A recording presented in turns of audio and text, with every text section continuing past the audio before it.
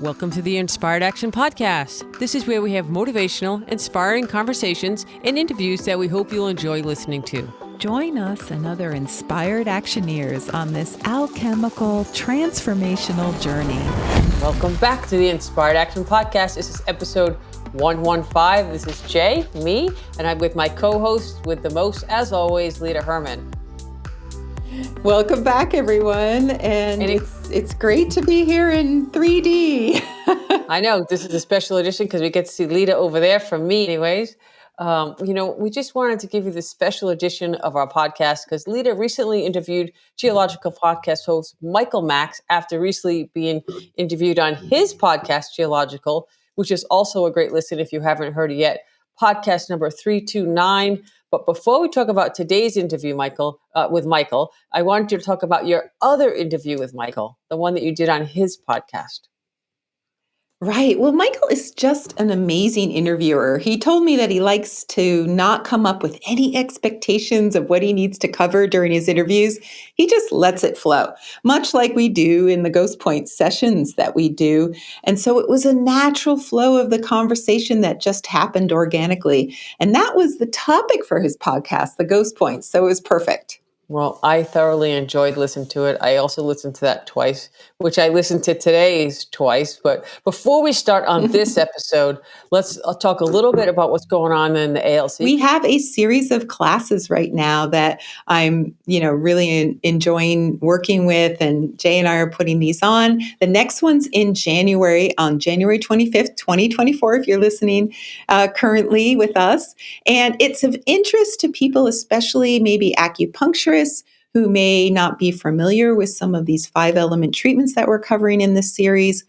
And we're also doing this for 5-element practitioners who want to learn some non-needle techniques on how to do things like the Renmai Dumai treatment, or, some people call it the CVGV treatment. The heebie-jeebies? What? The heebie-jeebies? What? CVGV blocks and husband-wife. Yeah, so I call them yin-yang imbalances, and you can join us if you'd like. And you can also take the previous two that we did earlier this month. They're now online classes in the Learning Center. Yes, in the alchemylearningcenter.com. Okay, so we're also finishing up the last few little bits of our new book on the Ghost Point, so stay tuned for that. And we also are opening up sometime soon a sign-up list for our first study group of 2024. And it's going to be a small group. So if you're thinking about signing up, I would not wait too long because it's probably going to fill. And also, if you can rate and review this podcast, if you enjoyed any of it, anytime, anywhere, on any of them, we would love, love, love a little review, rate and review on Apple or wherever you listen to your podcast. We don't really care, but it just helps us get the word out. Yeah, thank you so much for those of you who've already done it. We so appreciate it. And, again, if you like it, love it click those 5 I like that. stars. If you like it, love it. Yeah. If you love it, like it. Either way. Yes. So today we have, like we said, we have Michael Max, who's the host of the Qiological podcast. Yes. Today. So sometimes change gets a bad rap. And I think Michael and I addressed that. And I really like the two perspectives we bring to it about the types of transformation. So there's incremental transformation, which Michael talks about as beyond change.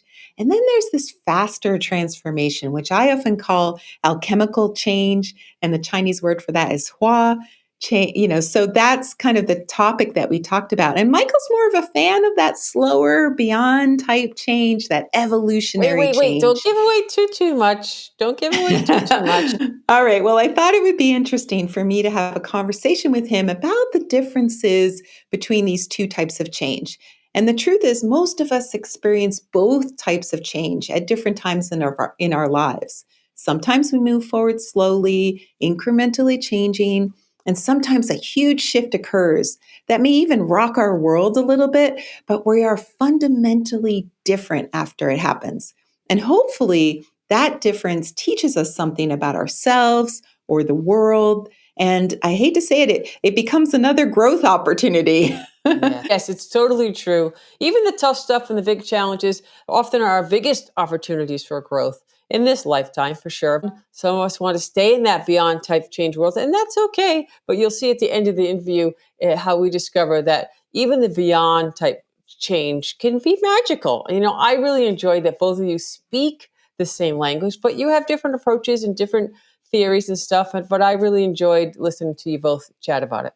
And I think energetically, we're different people. My nature is kind of like the Star Trek explorer, Captain Kirk, boldly going where no alchemist has gone before. I don't know, maybe a little Captain Janeway, Picard, Kirk combo, right? Like my three favorite captains there, because you are definitely unique. Though honestly, that's not quite true, since I really am following in the footsteps of the alchemists before us. So many amazing people have preceded me, but I do feel like a bit of a trailblazer. Yes, I think, Leta, both and I, with our energetic natures, being more yang, we're comfortable with that trailblazing line of thinking in a respectful, positive way. That's why I threw the Picard in. And in this episode, Michael explains how he likes to keep his feet firmly on the ground in the earth and tend to those day-to-day incremental changes. And we both agree that that's really valuable, even for the alchemist trying to get the big Hua change.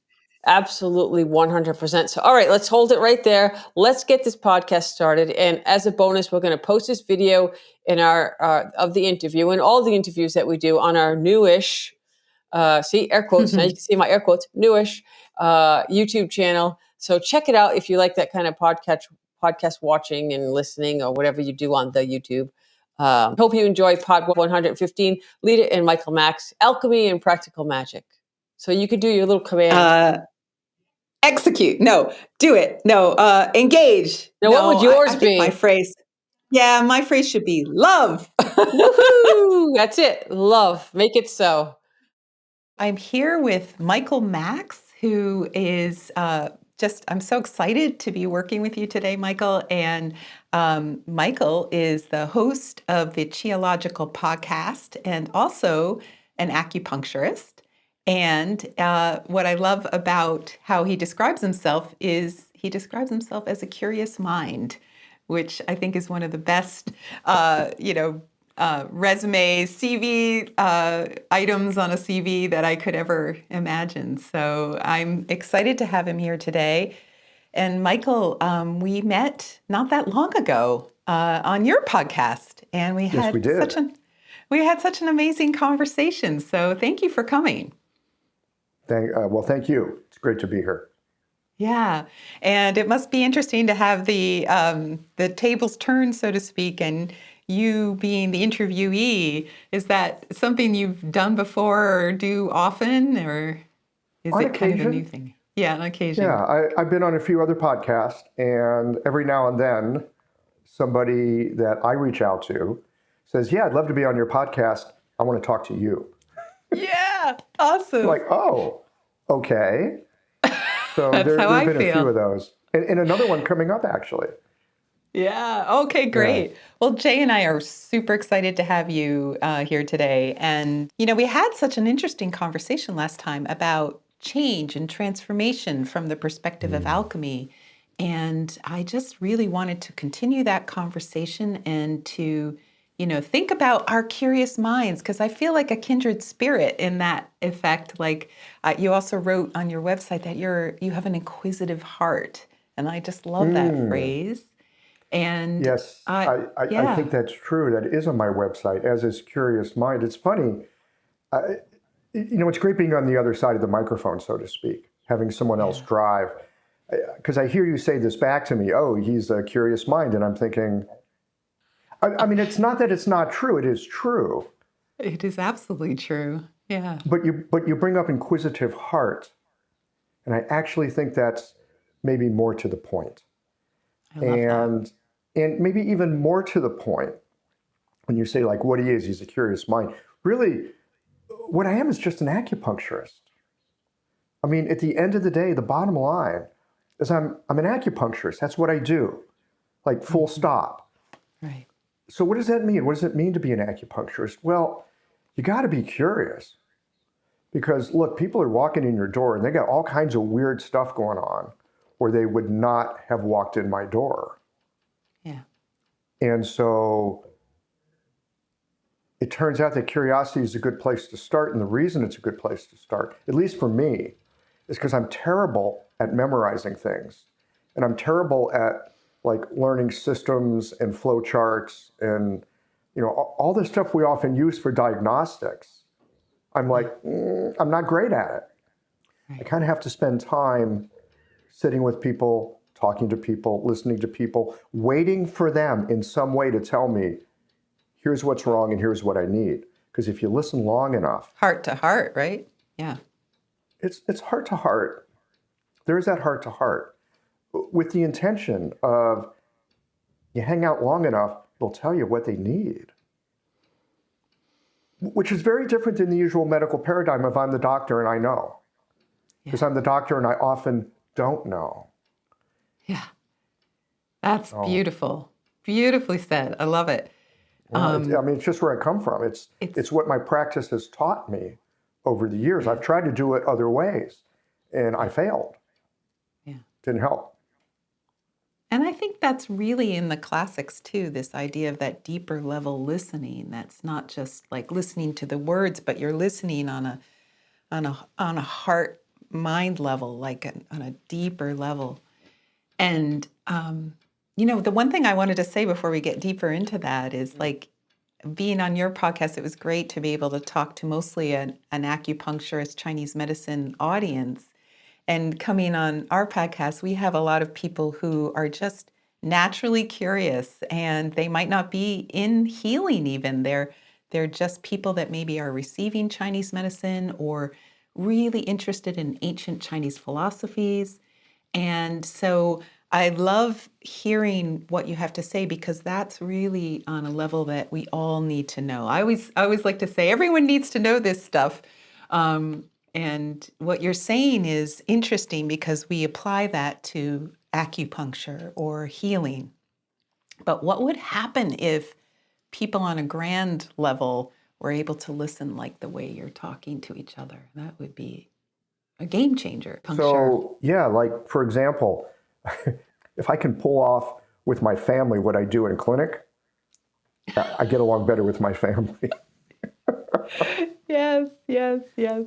I love that. I love that. I was thinking about, you know, where we left off in our last interview and where you interviewed me. And I'd love to get your thoughts more on sort of deeper levels of transformation and change. And I love that you talked about kind of being enamored with transformation when you were younger, like in your youth. Yes. And Yes. I wanted to hear more about that. Like, how old were you talking and what does that mean? Yeah, okay. So there's been a journey there for sure. I would say, so when I was a kid, and when I say kid, I'm going to say like a high school student, I was really enamored of this stuff. I read the Carlos Castaneda books with Don Juan, you know, being a sorcerer, person of power. And I think a piece of why it was so appealing to me is I was an idiot kid. I was an idiot teenager. I was not really good at talking to other people. I was shy. I was withdrawn. You know, I don't know if I was introverted. I was just shy and clumsy. I was like clumsy, especially like if girls were involved, right? You know, there's that whole thing, you want to have status and maybe just keep your damn mouth shut so people don't find out you're an idiot. I was a clumsy kid with communication. And so I was really drawn to this idea that, ooh, there's unseen worlds. And if I can work that unseen world, then I'll be able to get along with people. That's all I was looking for. Yeah. Can I just get along? Can I just be a regular person? And I didn't have the skills as a young person. And so, you know, the idea of being a magician of some sort was very intriguing. It was a shortcut. It turns out it was like a shortcut. And it's a shortcut you can't take. Yeah. Because with anything, you got to do the work. Yeah. And so I always get a little nervous around the word transformation because I remember my 17-year-old self was wanting that kind of psycho-spiritual bypass. Yeah. Which of course that you was can't exactly get. I was going to ask you about that phrase.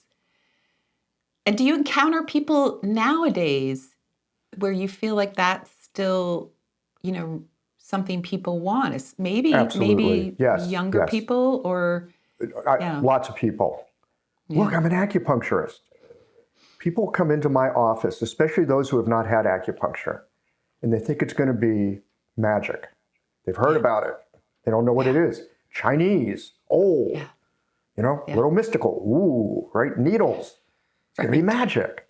Right. Sometimes it really, really, really is. Yeah. But the magic is in the person, not in the acupuncture. Magic's in the person. So yes, I think people of all stripes still have that. Yeah. So Agreed. I don't have a problem with transformation. It's not this like new agey, it's going to be wonderful. Tap a magic wand and you're a unicorn now. It's like, it doesn't work that way. First, you're going to be a goat. That's great.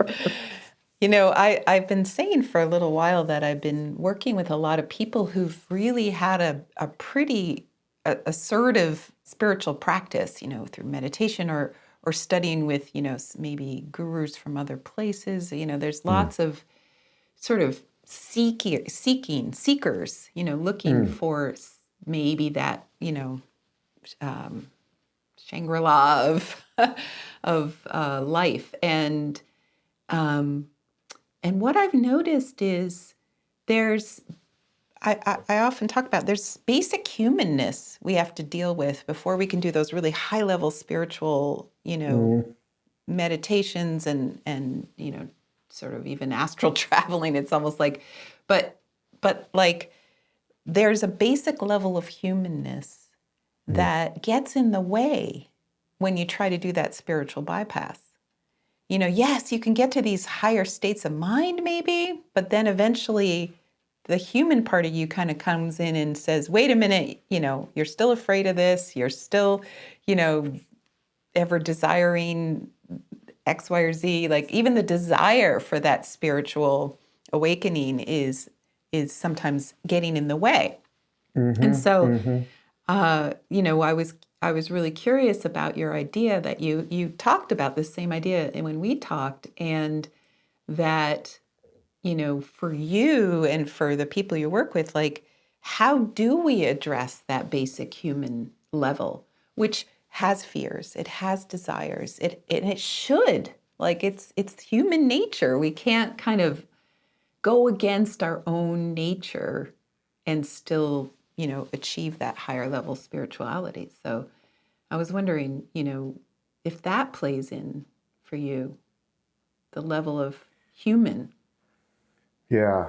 Well, you're speaking some Chinese medicine talk here. Tian, right? Heaven, earth, human in the middle. Yes. Like Jing, Shen. Yeah. There's this dynamic. Look, the Christians have it too, right? The Father, Son, and Holy Ghost. There's this Trinity that shows up again and again and again. Yeah. There is that desire and that connection with something maybe larger, bigger, more. I'm always nervous about the word spiritual, but we'll use that as a placeholder for something that you can't really put into words. Right? When we talk about heaven, we're talking about that which is unbounded and really you can talk around it, you can talk about pieces of it, but you can't talk about the whole thing. Mm-hmm. It's just not possible. No. The Jews have this this really interesting idea that you shouldn't ever say the name of God. Yeah. Okay? And I once heard a rabbi explain it as, look, it's not a sin to, use the name of God, but the problem is you're a limited being. And any limited being suggesting that they know something about God is going to be incomplete. And it's not that it's a sin, it's that you cut yourself off from everything outside your conception of what could be. Yes. So words are a little tricky. With Taoism, right? The Tao that cannot be, the thing that cannot be named. Dao, that's right. The Tao that can be named is not the true Tao. See, the Taoists were Jewish. Yes, that's it. That's it. I mean, it really is the same idea. So when we're talking heaven, earth, person, yeah, there's that idea. Okay, heaven is, or spiritual. It's a placeholder. for this thing we can't really talk about. Poetry's helpful, right? Art's helpful. Music is, there's all kinds of things that'll get us there. Anyway, and then you got the earth, where we are, this, we often talk about the earth like, oh, the earth. I think of it as a mud ball. It's like, yeah, we're here in the mud ball. Because it really is, when you think about like the lower, drives and instincts and, aspects of Hua, if you look at the spiritual aspect of Chinese medicine, it's a mud ball, and it's red in tooth and claw, and, nature. Oh, nature, it's wonderful. Yeah, nature's going to kill you one day, right? So there's that too. So you got this amazing placeholder for spiritual. You got the mud ball. Yes. The lower aspects that you have to pay attention to if you want to live on the damn mud ball. Yes. And then you got Zhen, then you got the person, that's us. Like who we are and our journey as, living beings in between these things. That's where, we actually help transform the mud ball and that which cannot be named. We're part of that process. So, yes, and we're vertical in that process, unlike some other animals that are on four legs. We're constantly kind of reaching up in our body, as it is often depicted in Chinese medicine with the hands up. That's right. So I'm all for that intermarriage, interpenetration of heaven and earth. But sometimes you got to really deal with the mud ball. And I've seen this in my own life. I've tried to take that bypass, like, oh, it'd be cool to be a shaman. And then I read up on like Siberian shamans. You read up on shamans in traditional cultures, and it's like, oh shit. If I could avoid that, I would like to avoid that. I don't want any part of that. That looks like a rough job. They're not messing around. Yeah, they're not messing around. It's like, okay, I'm going to suck a poison spirit out of someone, digest it through my own system, and spit it out. Like, maybe I'll go work for the postal system. Right. Right. So I don't think there's a bypass. I'm being long-winded here. I think what I want to say is the work of earth that we need to do is a work of earth that we need to do. Yeah. And I think it's helpful because it helps, at least it's helped me. I'll speak really personally. Be able to put my feet on the ground in that mud ball, deal with things like, how do I make a living? How do I learn to get along with people? How do I find work that's meaningful and helpful to others? Yeah. How can I live in a way that builds connection? And how can I get my needs met? All at the same time. It's like you got to work on the mud ball piece. Yeah. So I think that's an important part of that journey of change. Yeah. Sometimes there's shadowy things we carry. Not sometimes, there's always something shadowy that we carry. It goes with being on the mud ball. Yeah. We need to do some kind of work with that to some degree. I think there is. Yes. Because change is inevitable. I mean, we have to change. It's inevitable, right? We don't have to. Well, let me put it this way. Nature's going to do it for us. Nature, yeah. So the question is, do you want to get out ahead of it?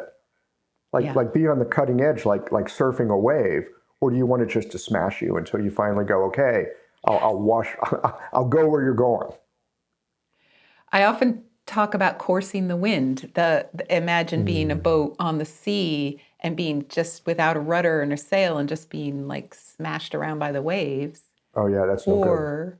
Or there's some way. What is that way that we can course the wind is the phrase, which is just really directing ourselves through time and space in a way that feels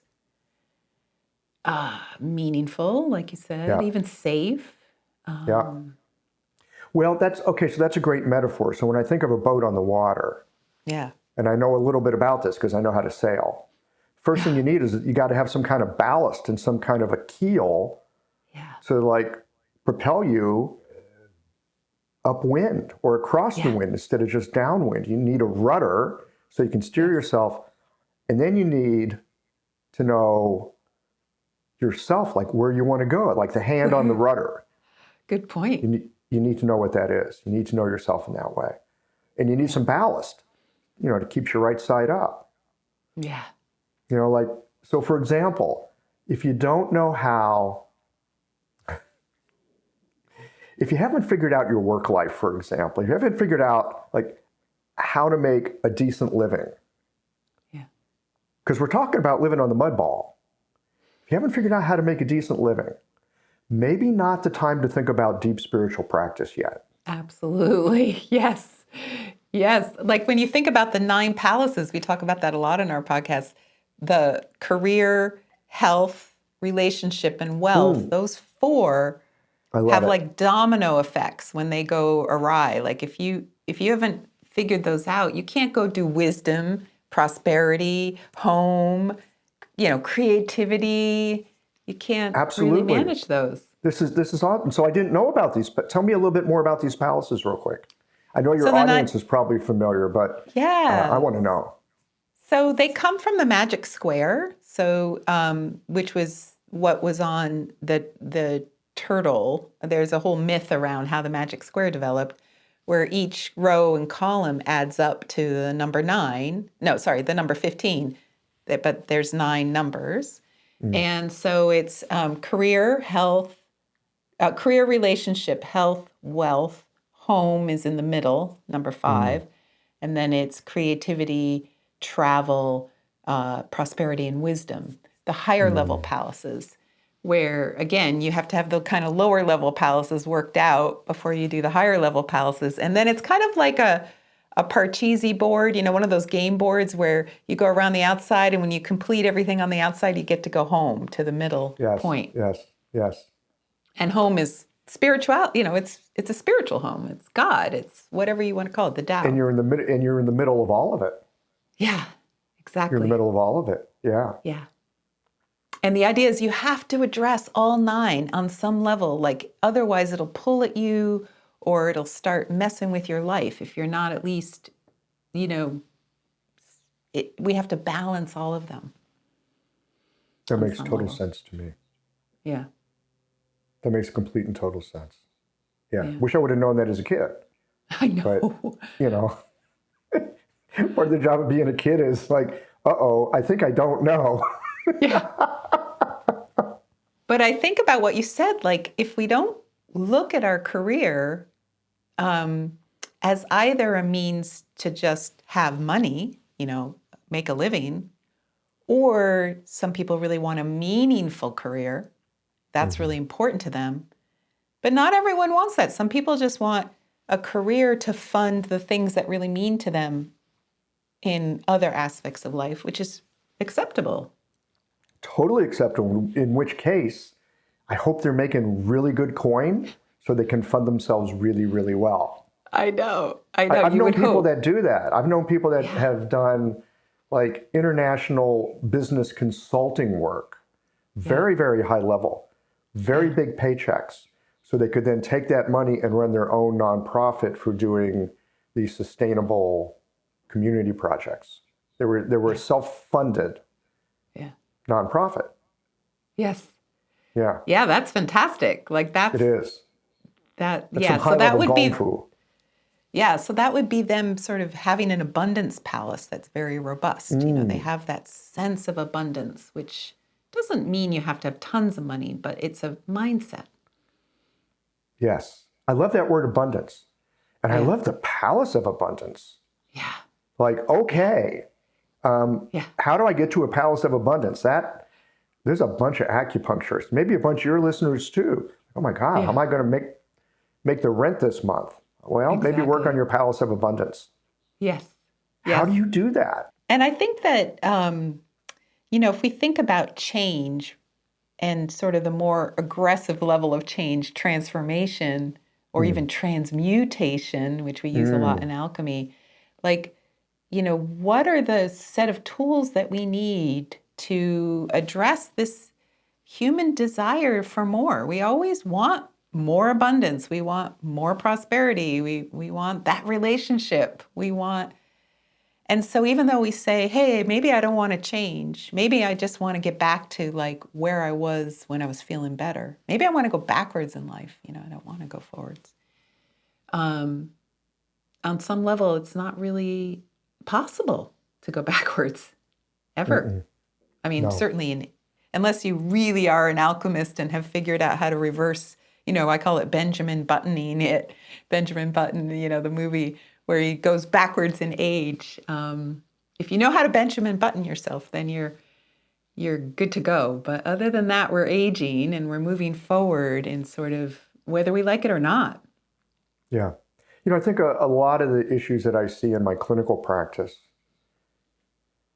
and I hadn't thought about that till this moment as we're talking about, but a lot of the issues I see, especially around like depression, maybe some around anxiety, but depression for sure, is people who, they need to move forward in some way, but they don't know what to do. They don't know how to do it. Fair enough. Often we don't. That's why we're in the muddle that we're in. Oh, maybe I'll just go back to this other thing. It wasn't great, but it was comfortable. Right. And I watch it in my own mind. Like, oh, I don't know how to fix this problem I got. Well, I could just live without it. Yeah. I'll just live more simple. It's like, no, actually I'm being asked to do something different. Yes. So I think we see this show up psychologically in all kinds of ways in folks. Yes. They end up medicated or, whatever, because there's actually some kind of transformation that they've been asking themselves for. Yes. Don't quite know how to do it. Yeah. So how in acupuncture do we address the depression then? Like, I mean, I'm not talking points or anything, but like more when you do that deep listening and you're listening for what that person's going to say, like, what is the next step? You hear there's a level of depression. You hear that they want to maybe go back to a level of comfort that they can't find. Well, I'm imagining they want to go back to a level of comfort. Usually when I hear depression, this is funny. People come in, they talk about being depressed or anxious or both. I'm not a psychiatrist. I'm not a psychologist. When they come in and say things like, oh, I'm depressed, I have no idea what they mean. I don't know what that means. Yeah. But, folks come in and, because I'm a medical practitioner, they say they're depressed. I'm supposed to know what that means. Well, I know there's a DSM-5 these days, whatever it is, diagnostic manual for psychological disorders. Right. For me, as a practitioner, that's not helpful. Like, what does depressed mean to this person? Like, okay, you're depressed. So how do you know you're depressed? Yeah. When are you depressed? What's symptoms? That look like? Yeah. Yeah. And a lot of times, maybe they're not really depressed. They're actually sad. Yeah. Or they're really angry. Or they've been, cheated on something, which makes them angry. I even think that the avoidance of emotions that they would feel is depression, like on a very basic level. Like whatever they're avoiding trying to feel almost like puts this like blanket over the emotions. And then that I'm going to call that dampness. Yes. Chinese medicine, that's dampness. Yeah. Yeah. I love that there's a Tibetan translation of dampness, which I really like. It's ignorance. And that sounds like a bad word, but I think it's like that blanket of, I want to be ignorant of something that is in my life. I want to stop looking at it, feeling, yes. I'm going to keep... Yes. I'm working on it. No, really, I'm working on it. I'm working really hard. And that was something you said in the podcast we did last time. You said that change would require that you look at how complicit you've been in creating the situation and circumstances that you have currently. And some people, I think, don't feel complicit. They don't think they created the situations. It's an outer world circumstance, but I don't know. Sometimes if you really were able to admit it, most people are, when they're really unhappy with something, they're mad that they were in that situation to begin with, and who got them there is often themselves. Maybe not Yeah, always, but for sure. Well, that's not from me, that thing about how are you complicit in your own suffering. That's from Jerry Colonna. ah, You familiar with wow. Jerry? No. Jerry was a venture capitalist in the late 90s. Jerry Colonna and his partner, whose name I don't remember, helped to bring us the internet in the late 20s. I'm sorry, late 1990s, late 1990s. They funded a lot of the stuff that ended up failing. They made a lot of money, lost a lot of money, but made a lot of money. But Jerry ended up like really depressed because like I was building a better world and now the world blew up. He was suicidal.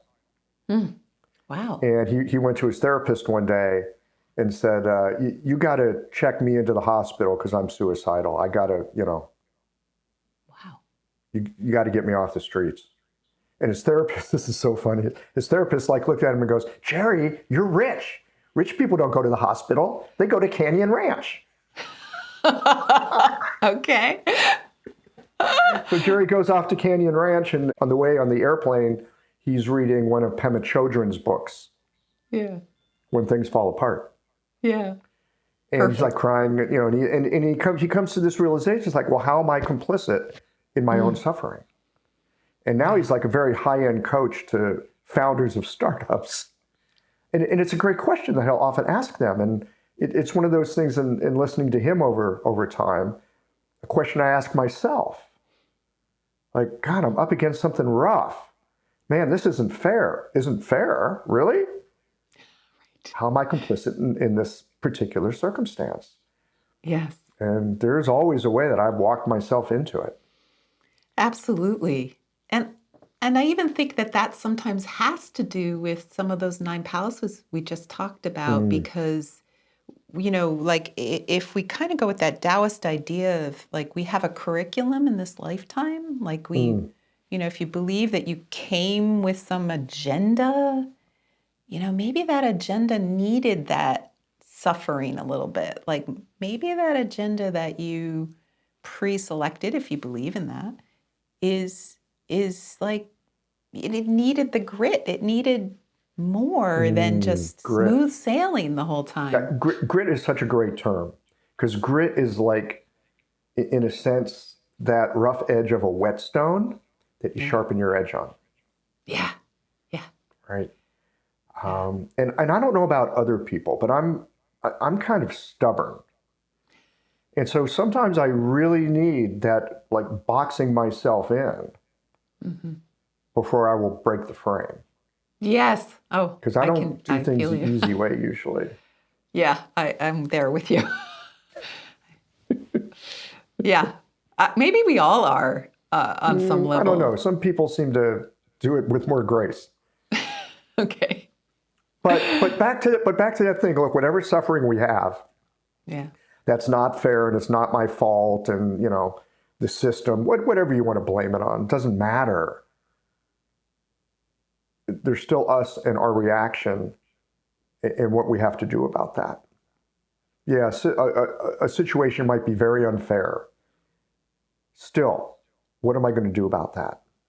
Yeah. That might take me forward. Yeah, then going back to depression, that idea of even dampness or even just lack of qi and blood in the body, lack of resources there could be that, absolutely. And so this sort of like shutting down of what am I going to do about that? It's like you stop asking that question when it's depression. It's like there's no step forward often, until maybe you go see an acupuncturist who says, hey, let's give you some more blood and qi, or let's clear that dampness. And then suddenly the light starts shining and you know what to do. You get clarity. Maybe, or maybe you see a really good therapist and they help you work through some of that. Maybe your life and marriage and everything else falls apart and you're just looking at you. Right.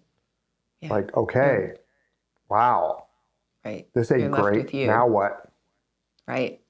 I mean, so change and transformation, it is an interesting and wonderful area to work with people. Because it can be so enlivening, right? There's something about helping to take away or watching someone take away their own dampness and getting clarity. Oh, here's a way to go. Or doing things that are nourishing to themselves. So they've got more blood in chi. They've got the resources to make a change. It's wonderful to watch. There's a great explanation about different kinds of change in Su Wen 5.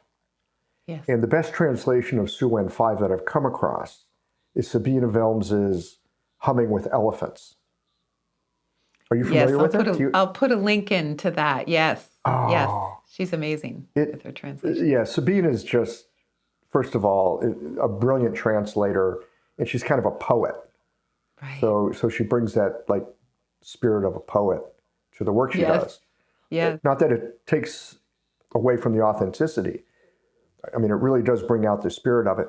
One of the things that she talks about in Su Wen 5 is that the modern Chinese word for change is bian-hua. It's two characters, bian and hua, bian-hua. Yeah. Either one by themselves can mean change. In modern Chinese, bian-hua just means change. But if you look at the more older, archaic versions of it, bian is like an incremental, evolutionary, step-by-step change. Hua is the rug pulled out from under you change. Hua is your partner saying, I'm divorcing you. Hua is getting pregnant. Hua is losing all your money. Hua is getting a diagnosis, a serious diagnosis. Or sudden enlightenment, for that matter. Right. Right? It's the change that you cannot go back from. You can't go back from it. Right. Your complete state has changed. Yes. Yeah.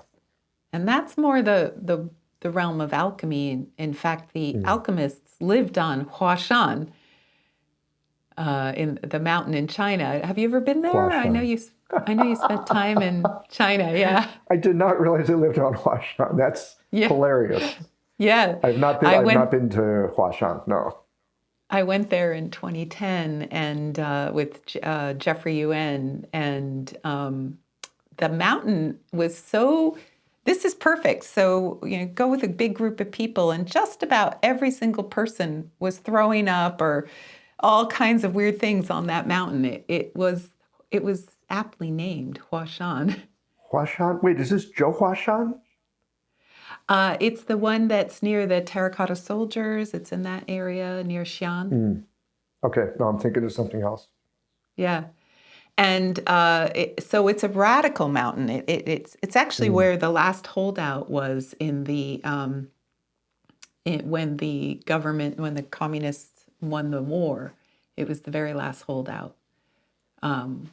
Where there's a story where they climbed up the yin side of the mountain, the one that no one ever goes on, to overtake the final last hold. Oh, of you the know government. what? I think I have been there because I remember going to the Terracotta Warriors. Yes. And it's near there.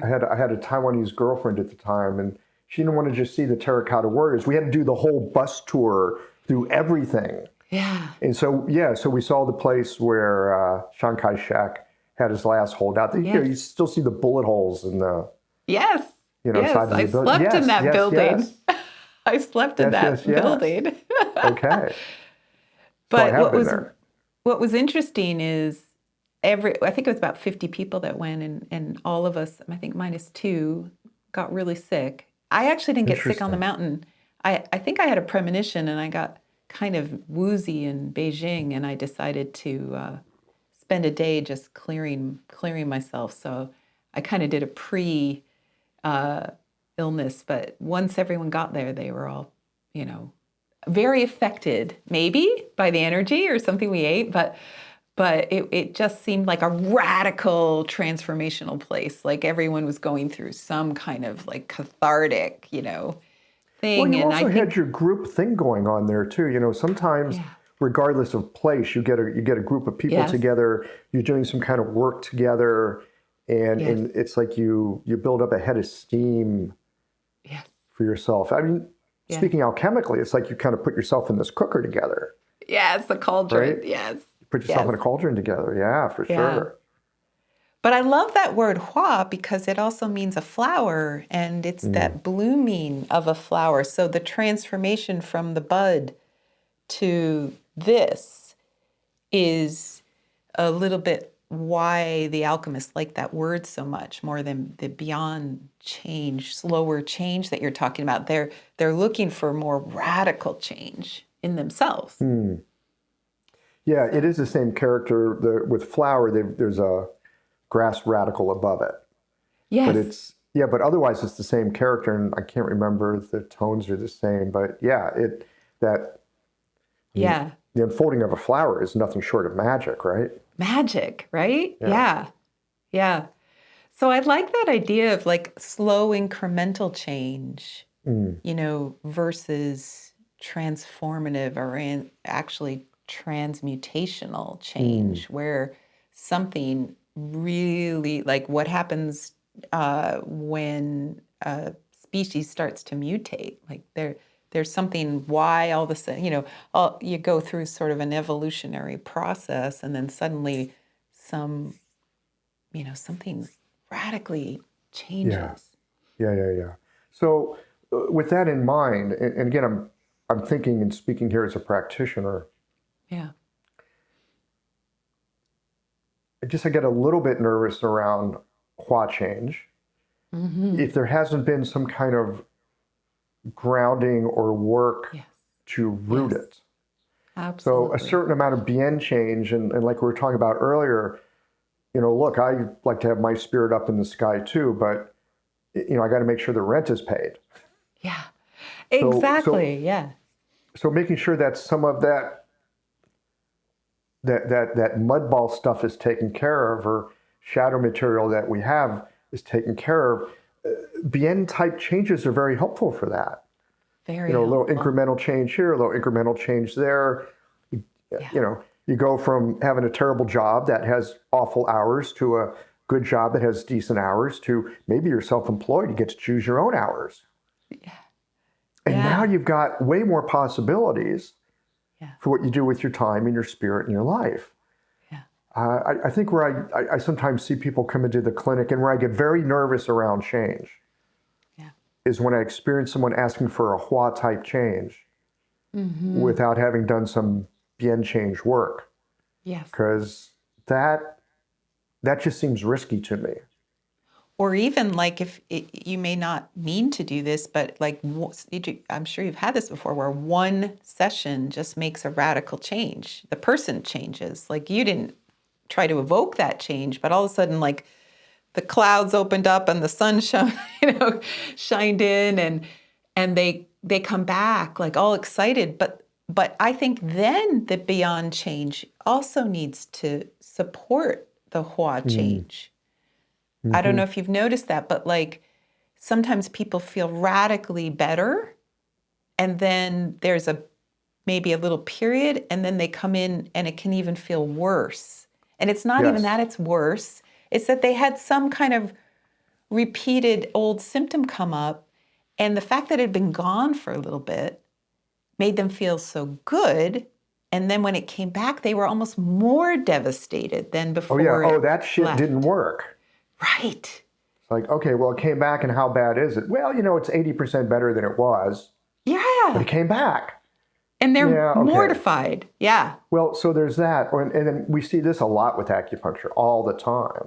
All the time. People come in, they have an amazing experience. Oh, wow, this stuff really is magic. Yeah. And then they come in for their second treatment, and it's the ho-hum treatment. It's like, well, that wasn't like the first one. It's like, because you went 50 miles on your first one, and you went a mile on your second one. Yes, that's it. But you're already, in some ways, you're already different. Sometimes when you get that big leap, people don't realize that they're already quite different. And you have to consolidate that change. Yeah. You can't just keep going Hua, Hua, Hua. Right. Yeah, and nobody can withstand that much Hua change. Well, I mean, it feels good. It's exciting. It'd be like me as a 17-year-old if I actually did get those powers, like, ooh, I can mind control, talk to girls now, that would have made me dangerous. Right. You can't withstand constant Hua change, but beyond change, that's sort of the human nature is we slowly, incrementally grow older. So of course we're changing. So like, we grow wiser, a little bit of change at a time. I got a question for you. Yeah. What is wisdom? What does wisdom look like? I love that. You're back to the interviewer. I'm just asking for a friend here. Oh, okay. What is wisdom? I think the way it's defined by Jeffrey Yuen, who talks a lot about the 9 palaces, because it's one of the 9 palaces, is knowledge is skills and abilities and like factual information. And then wisdom is when we apply that and have experiences in life. So it's basically everything we learn from experience, not from training or book learning or sort of facts and figures. It's more like, oh yeah, well that, I read all that, but when I did it, that wasn't my experience. Now I have a deeper wisdom about it. Yeah. And that's why that palace isn't first on the list. It's almost last. It takes life experience. It takes years on the planet of mucking in the mud ball. Yeah. I wonder, because I hear that word a lot. Yeah. And it's one of those things where I used to think I knew what that meant. Like smart and capable is what I used to think it meant. And then kind of skilled is what I thought it meant. And now I'm increasingly not sure what it means. Yeah. So when people bring it up, I like to ask. Well, one of the things that I've found lately is, how do I phrase it? I mean, there's that old phrase about those who know don't say and those who say don't know. It's kind of a trite little truism. But there seems to be something to it, that I run into people that have some kind of deep capacity, and they're usually generous with what they have to offer. But man, there's no shiny bright lights around it, because they're saying a lot less than right. Than and that's actually, that makes sense from a Chinese medicine point of view, because if wisdom is housed in the kidneys, it's one of the water elements palaces. The kidneys have wisdom. They hold that wisdom. The zhe would hold that wisdom. And they are the least articulate. So it's almost like they're about preservation. Yeah. And they're not going to show where the treasure is. No way. Kidneys aren't going to show you where the treasure is. Like, we got the treasure, and we're not telling you where it is, because it's the treasure. Why would you? Right. You don't want to lose your treasure, disperse it, unwise ways. Exactly. So that heart-kidney communication is what allows you to voice the wisdom, and sometimes even that heart-kidney communication is going to say, wait, this isn't the time to voice the wisdom. Because the kidneys kind of control that. And so I think honestly, you've been on a quest for wisdom with your podcast and your job. I mean, as an acupuncturist, like you everything you've said so far is really like, knowledge is great, but what's deeper than that? Like your inquisitive heart wants more deeper knowing. I think the deeper knowing is the wisdom. I don't know. We could say that. Well, certainly as an acupuncturist, I'm looking to be helpful in whatever way I can. That's kind of what guides me. I remember having a teacher when I was in acupuncture school. Brilliant acupuncturist. Amazing practitioner. Very generous. Very, very generous. But what I noticed about this person was, if you were not picking up on what had just been taught, you would not be given the next step. And it's not because this person was not generous. This person was happy to give you anything that could be given. But this person also noticed that if you didn't get a fundamental step, some fundamental pieces, it would be impossible to give the next thing. In fact, it would just create a stagnation. It would make things more confusing. Yeah, I like that. Yeah. And often when I think about wisdom, I think about how this person taught. Yeah. Here's a piece. Can you digest it? Oh, you haven't digested that yet. Okay. I mean, no harm, no foul. Keep working. Oh, I love that, because like if we talk about the kidneys holding the wisdom, and then someone needs to teach that or impart that to someone else, how does that come in? That has to get into earth. It has to get digested.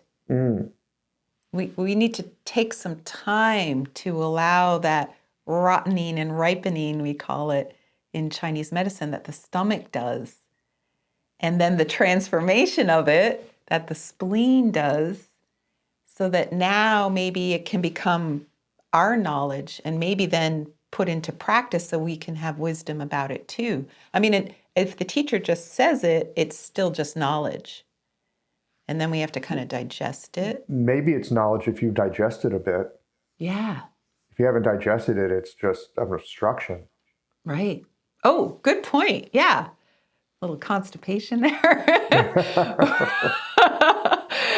Yeah, you don't know what to do with it. Your body, mind, spirit throws it away in the end, or doesn't know what to do with it. Just like you said, an obstruction. Yeah.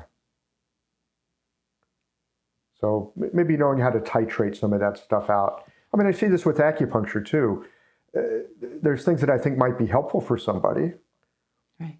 But there's things that you need to do to help prepare them, right, to be able to get to that next place. Yeah. So again, with those Bian-type changes, step by step. Yeah. Right. So you had said a phrase in the session we had together on your podcast, the alchemical mindset. So did I say that? You did. You said, I did? That's about right. Yeah. And I wanted to know what you thought that was. And, now that you're not that younger self who wanted all that really fast change and magic and whatever else, like what for you is the mindset you're, looking to cultivate for yourself? Being a person who's constantly, I mean, honestly, Michael, you've delved into so many levels and layers of Chinese philosophy and thought. Not really. No, actually, no, not really. I mean, I've read a little Tao Te Ching, I've read a little Zhuangzi. I read my Chinese medicine books, which is really Chinese philosophy applied. Yeah. When you think about it. So but very much like you said. I'm not any kind of a scholar. Yes, but very much like you said, your scholarship is through communication with people. So these interviews that you're doing, some 300 or so now, these interviews is the way you are a scholar.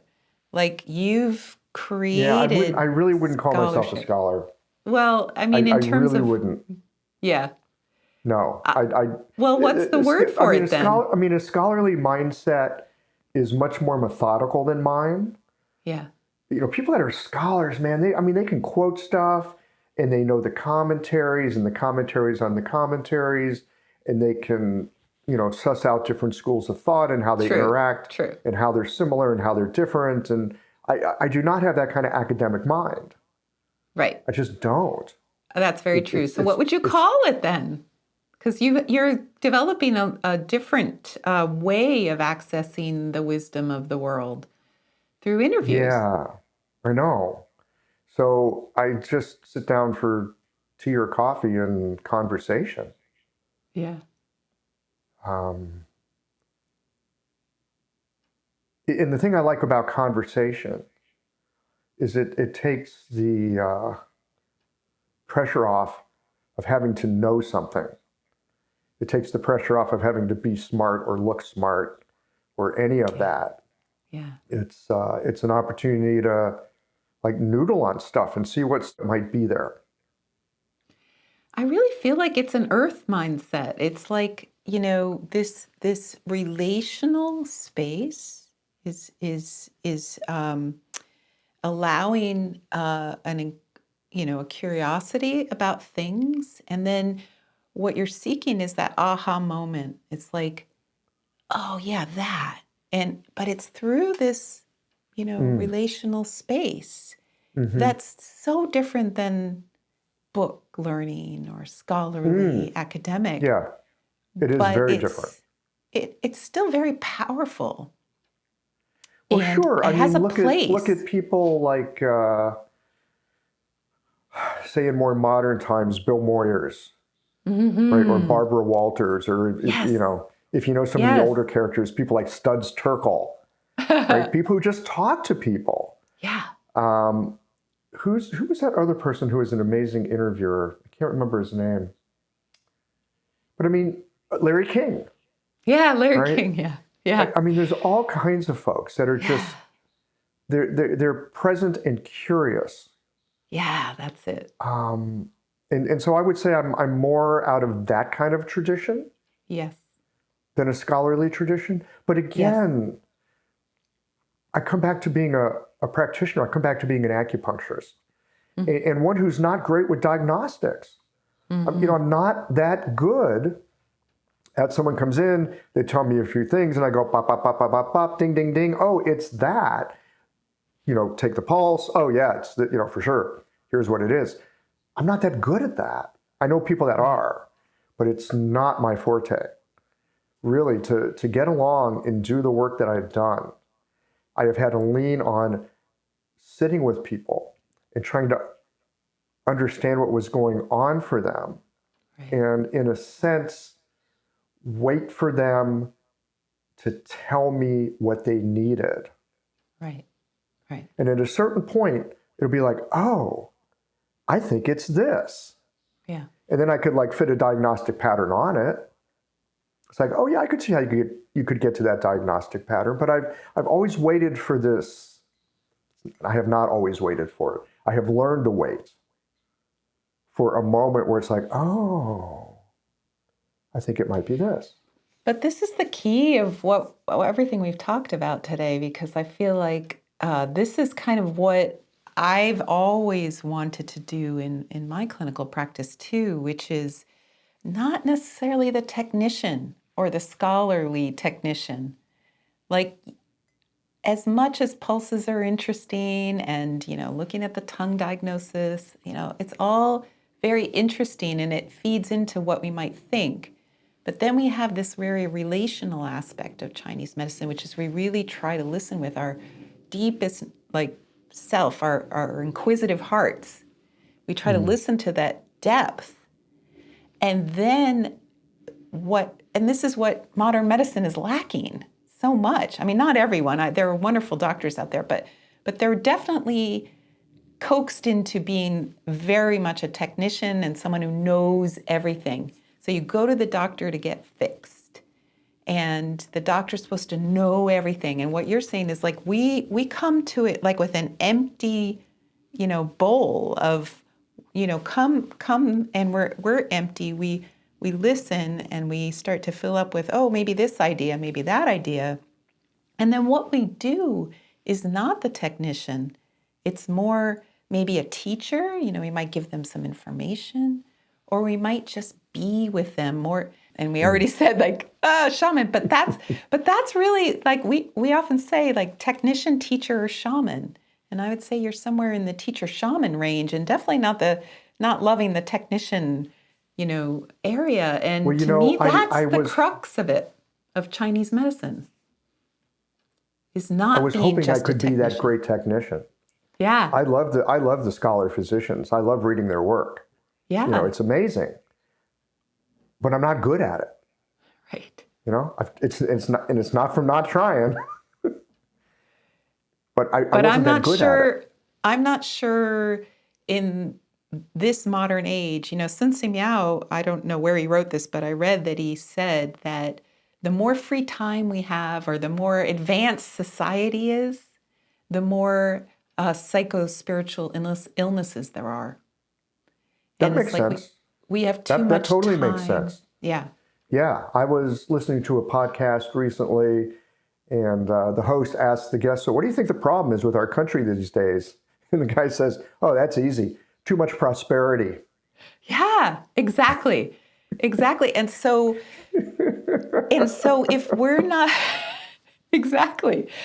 So if we're not working on the level of survival, if we have prosperity, then that means that we're having more psycho-spiritual issues. And that Maybe. means that the Maybe, yeah. practitioner's heart and their own psycho-spiritual sort of awareness and openness has to be involved in the healing of that particular thing. Now, I'm not saying we don't have physical things going on, many of us, but even those sometimes are from a psycho-emotional, cause. And so what I'm postulating here is like this thing that you kind of were like, oh, it's by default, I only can do this. I'm not a technician, I'm not a scholar, is a miracle and a wonderful attribute, because it's honestly what I think many of us need to cultivate in acupuncture is that inquisitive heart and that emptiness of not knowing. Yeah, so here's where it gets interesting. Mm-hmm. I'm all for being able to sit with comfort in that emptiness and uncertainty of not knowing. I'm all for it. I think it's really helpful. Right. I want to put a cautionary warning to it. That doesn't mean that you can show up with nothing. You got to have something. I would You got to agree. have some skill. You've got to have some experience. Yeah. You've got to have something so that as you're sitting with the uncertainty, you have like a database of experience, a database of theory, a database of possibility. You got to have something. Right. But it's like that 10,000 hours idea. It's like the 10,000 hour idea, yeah. Because if you just show up like, well, the answer will show up. Right. But if you haven't done your work, like, no, the answer is not going to show up. So you still got to do your work. Yes. Maybe a better way to say it is like this. Maybe a better way to say it is, don't go in with too many preconceptions. Have your knowledge for sure. Knowledge is really, really important. Like, don't go in without your knowledge.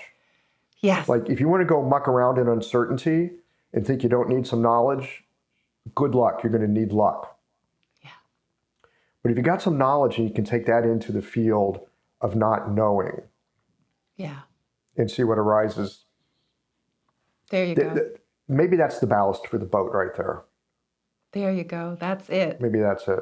Maybe that's it. I like that. I feel like we could use that in our lives, not just our practices. Absolutely.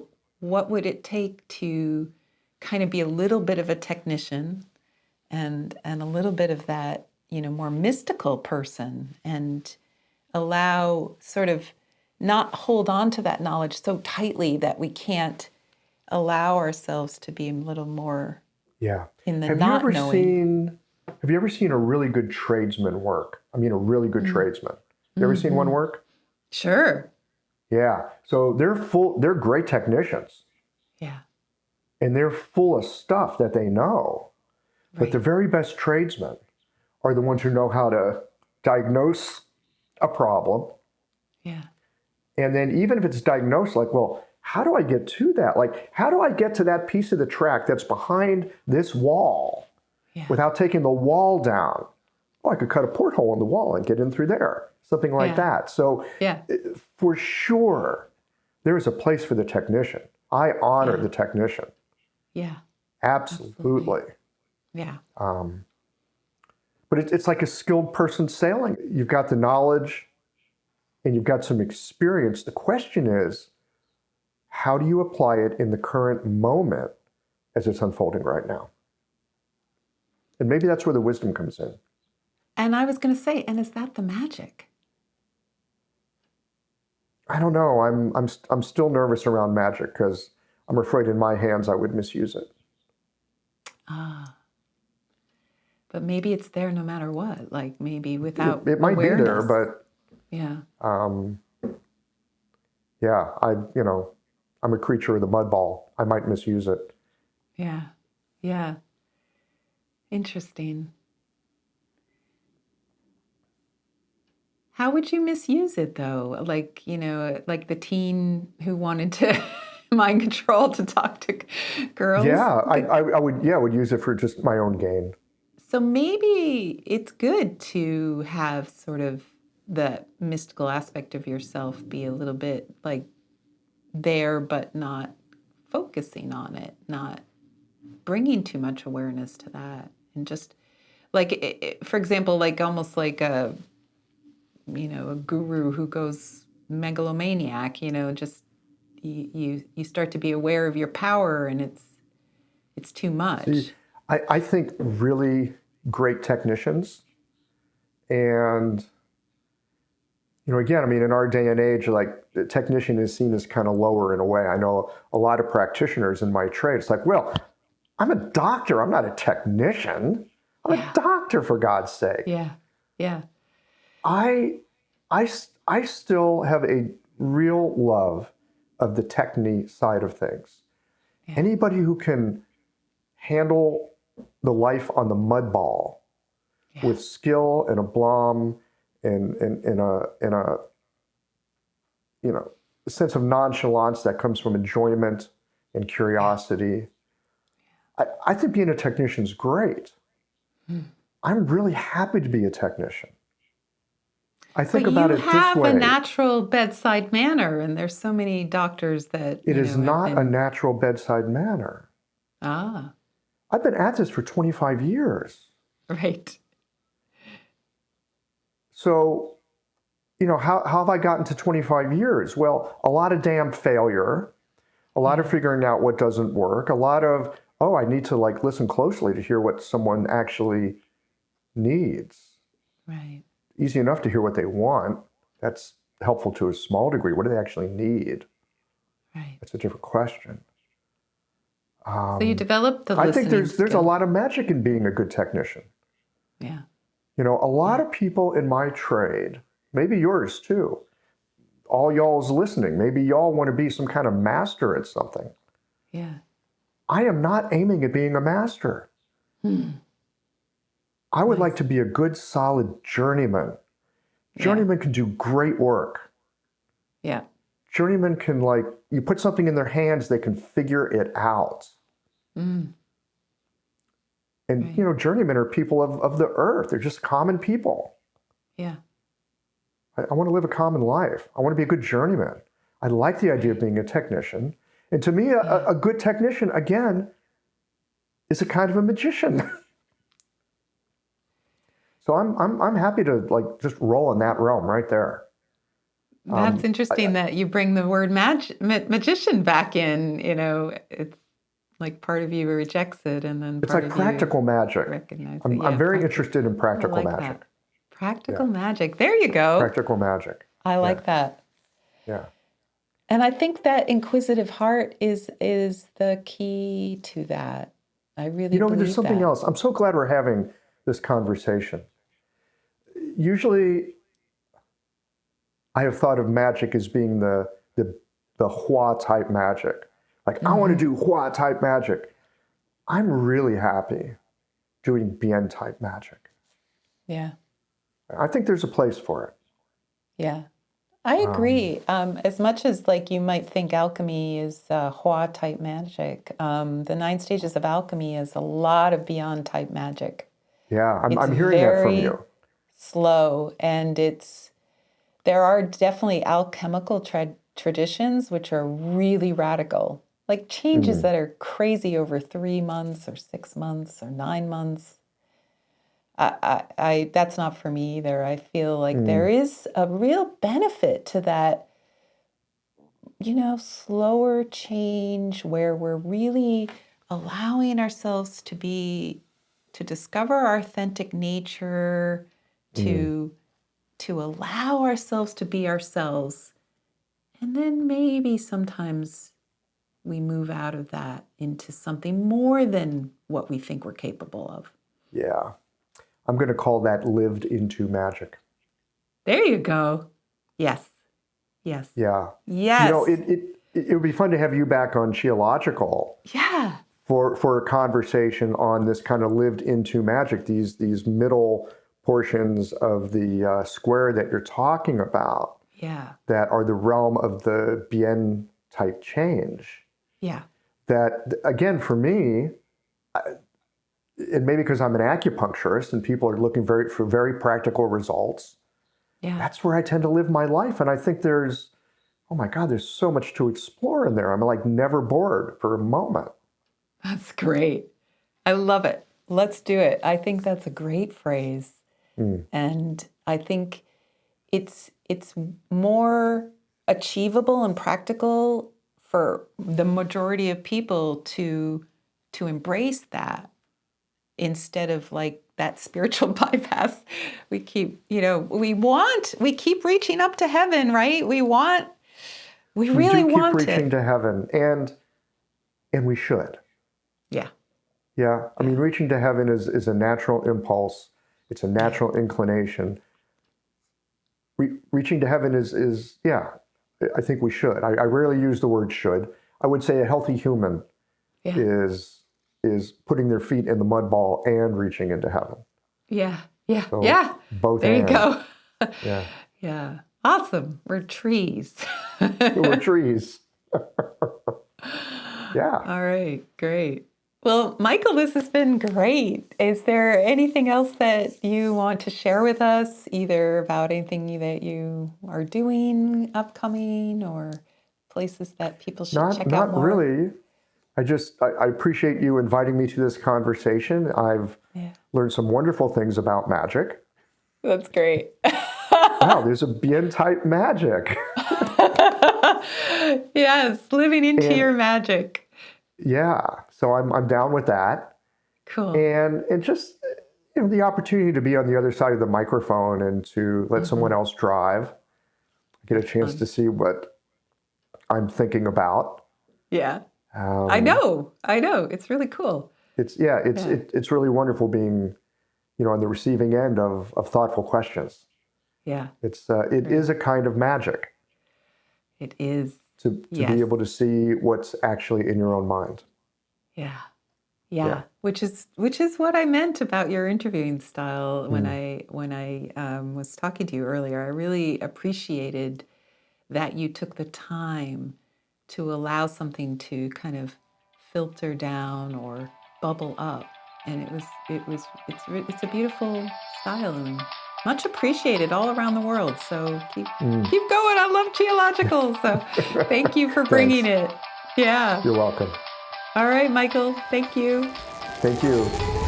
You've been listening to the Inspired Action Podcast, and you've reached the end. Woohoo! Why not celebrate a little bit and click that subscribe button right there. We love having you with us on this journey, and we want it to continue. You can also rate and review this podcast. And if you have already, thank you so much. We read all reviews, and your reviews help other people find this podcast as well. You can also be a part of this podcast yourself by submitting a voice recording message and emailing it to us at leta@inspiredactionpodcast.com or jay@inspiredactionpodcast.com. And if you want, you can join our Facebook group or follow us on Instagram. Join us next week for another Inspired Action conversation. And thank you for listening. Thanks for listening, and remember to hug the dog.